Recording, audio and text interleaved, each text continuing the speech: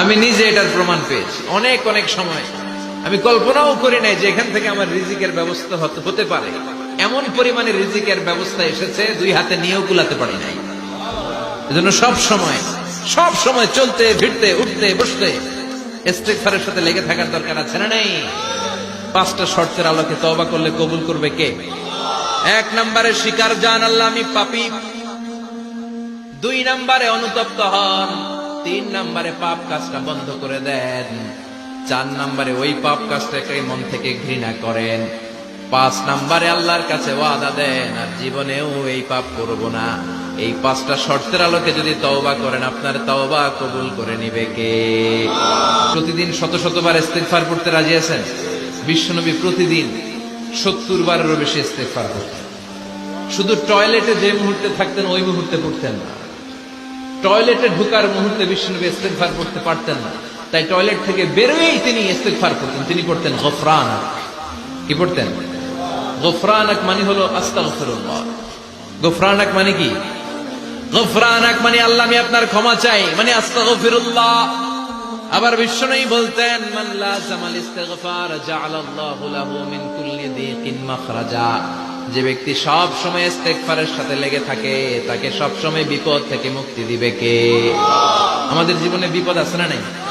কত ধরনের বিপদ! যে কোনো সময় অসুস্থ হয়ে যেতে পারি, যে কোনো সময় দুর্ঘটনার কবলে পড়তে পারি, যে কোনো সময় গুম হয়ে যেতে পারি। কথা কন, এদেশে গুম টুম নাই মনে হয়, ক্রস ফায়ার নাই। কে কোন সময় গুম, কে কোন সময় নাই, কোনো ঠিক নাই। আল্লাহ বিশ্বনবী বললেন মান লাজিমাল ইস্তিগফার জাআলাল্লাহু লাহু মিন কুল্লি দীকিন মাখরাজা। সব সময় যে ইস্তিগফারের সাথে আঠার মতো লেগে থাকবে, আল্লাহ তাআলা তাকে বিপদ থেকে সব সময় মুক্তি দান করবেন। সুবহানাল্লাহ পড়ো। 2 নম্বরে বিশ্বনবী বললেন অমিন কুল্লি হাম্মিন ফারাজা। ওই ব্যক্তিকে রব্বুল আলামিন সব ধরনের দুশ্চিন্তা থেকে মুক্তি দিয়ে দিবে। আমাদের জীবনে দুশ্চিন্তা আছে না নাই? টেনশন নাই কার কার? হাত তুলেন তো। যে হুজুর আমার কোনো টেনশন নাই। আপনার টেনশন নাই, মাশাআল্লাহ। আমার সাথে দেখা করবেন, আলোচনা করবেন। টেনশন ছাড়া মানুষ আছে? বাসার টেনশন, মরার টেনশন, কবরের টেনশন, ক্যারিয়ারের টেনশন, বিদ্যুৎ বিলের টেনশন, গ্যাসের বিলের টেনশন, বাড়ি ভাড়ার টেনশন আছে না নাই? বিশ্বনবী বললেন টেনশন ছাড়া মানুষ নাই।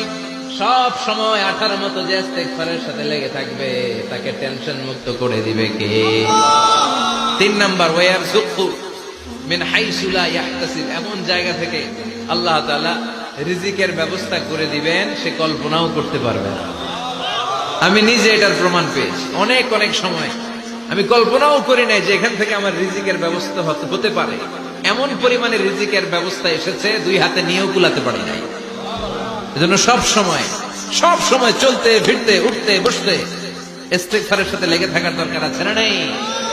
আবার বিশ্বনবী বললেন সদা সর্বদা যারা সব সময় ইস্তিগফার পড়বে আল্লাহর পক্ষ থেকে কোনো আযাব গজব তাদের উপর পাকড়াও হবে না। ওয়া মা কানাল্লাহু মুআযযিবাহুম ওয়া হুম ইস্তাগফিরুন। সুবহানাল্লাহ। যতক্ষণ তুমি ইস্তিগফার পড়বে আল্লাহর পক্ষ থেকে প্রোটেকশন আছে না নাই? তাহলে 4টা জিনিস পেলেন। 1 নম্বরে বিপদ থেকে মুক্তি দিবে কে? টেনশন মুক্ত করে দিবে কে? রিজিকের ব্যবস্থা করে দিবে কে? আল্লাহর আযাব আর গজব থেকে আপনার হেফাজতে রাখবে কে?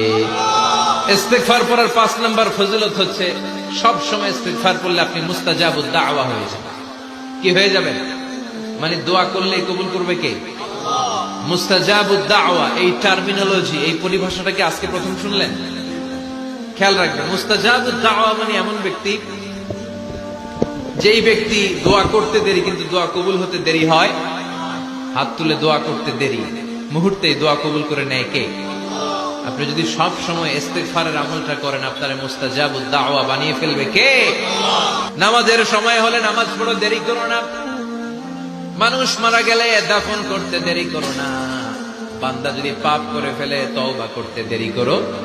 এজন্য পাপ করার সাথে সাথে তওবা করার দরকার আছে না নাই?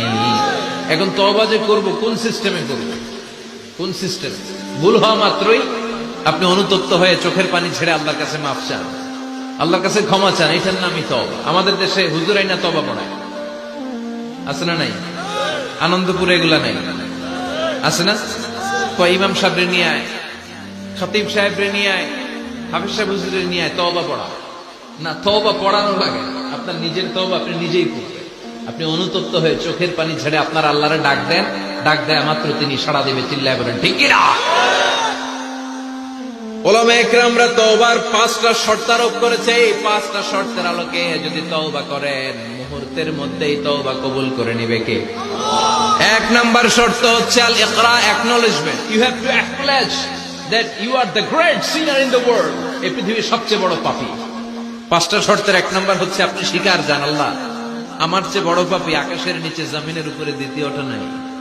এমন কোন পাপ নাই যে আমি করি নাই। আমার চেয়ে নাদান, আমার চেয়ে পিশাচ, আমার চেয়ে বড় পাপী দ্বিতীয়টা কেউ। অ্যাকনলেজ ইউর সিন, আপনি আপনার পাপগুলো স্বীকার করেন। নাম্বার 1। নাম্বার 2, আন-নাদাম, repentance. You have to be repentant for what you have committed from scenes.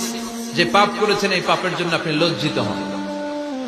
আপনি নিজেকে আল্লাহর কাছে ছোট করে পেশ করেন, আল্লাহরে ডেকে বলেন, আল্লাহ আমি আপনার গোলাম, গোলামের ঘরের গোলাম, বান্দির ঘরের গোলাম, আমারে মাফ করে দেন, আমি লজ্জিত, আমি অনুতপ্ত।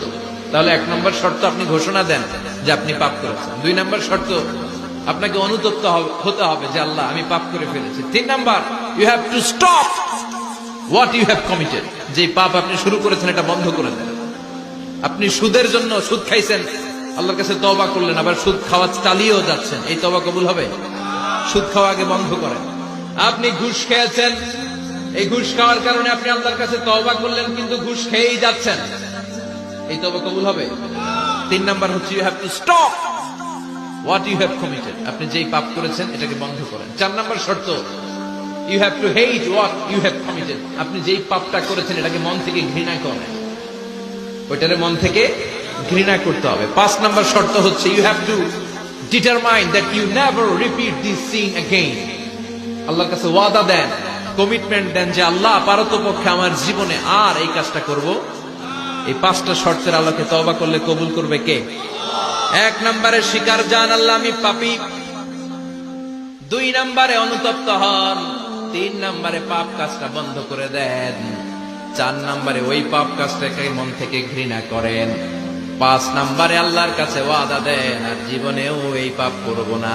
এই 5টা শর্তের আলোকে যদি তওবা করেন, আপনার তওবা কবুল করে নিবে কে? এজন্য যত পাপ, যত অন্যায় আমরা করি না কেন, আমাদের এই পাপগুলো, অন্যায়গুলো ক্ষমা করার একজন আছে না নাই? তিনি কে? এজন্য সব সময় তওবা করতে রাজি আছেন তো? প্রতিদিন শত শতবার তওবা করতে রাজি আছেন?